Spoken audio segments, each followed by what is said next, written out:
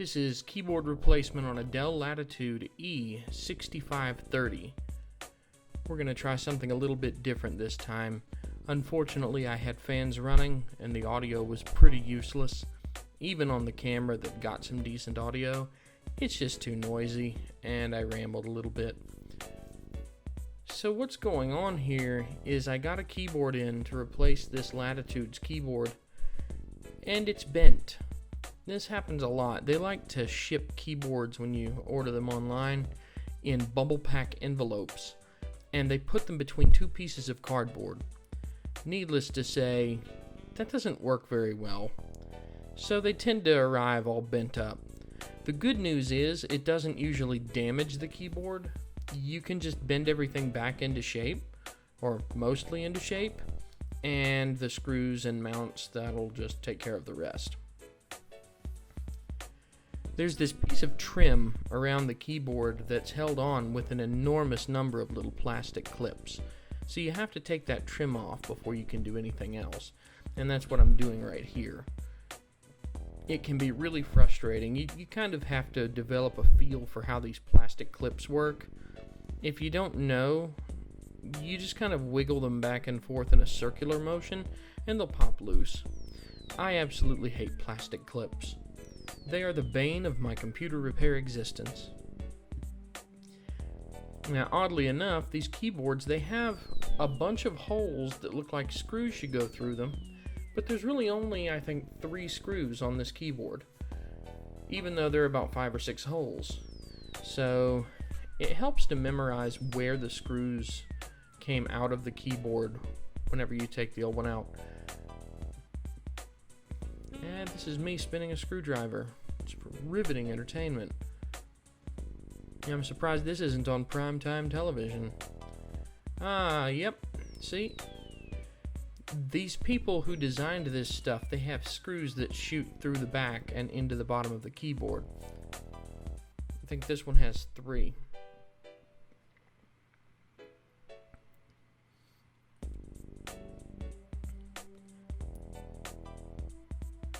Sometimes it's hard to get the screws out and you have to use a smaller screwdriver. It really just depends on how they molded the plastic. So that's what I'm doing right there. Trying to get a nagging little screw out. And it won't come out. Even though I turn it out, magnetics. They don't always hold everything.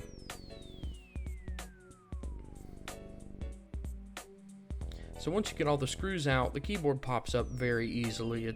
On these, it's just held in with screws on the bottom and a series of tabs on the top.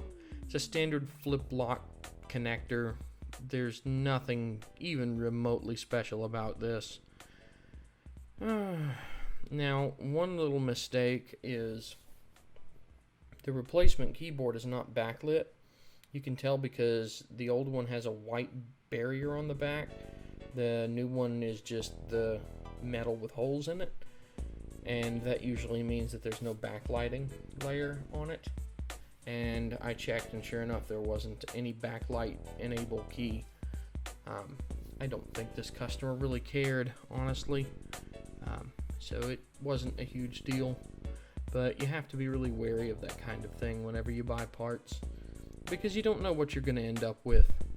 You can end up buying a non-backlit keyboard, and in some cases the backlit thing is actually a pretty expensive little feature to get. But honestly, most people don't even use keyboards enough to notice. They just want to go to YouTube and watch me do dumb things with computers.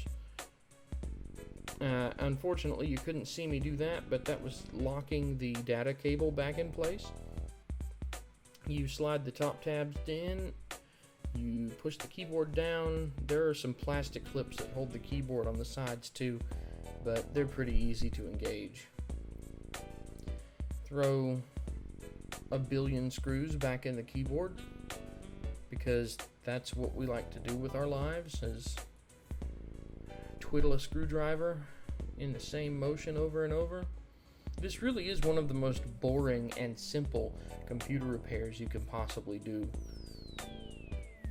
I mean, if there's one thing that should be fairly easy to do yourself keyboard replacement is it. The biggest challenge usually is getting that little flip lock connector and cable, getting everything lined back up. Really just not breaking anything.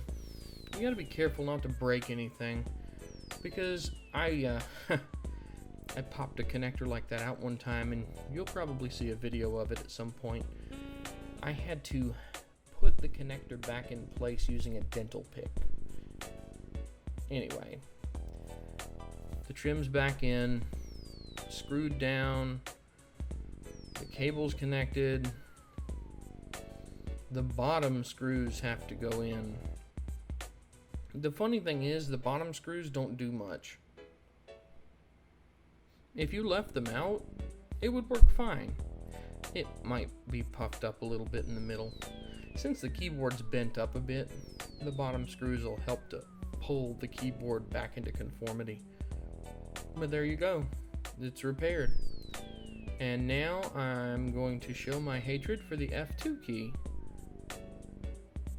Yeah, hit that F2 key. F2, F2, F2, F2, F2, F2. I'm really just making sure the keyboard works. And that's it. Hope it helped. Have a good one.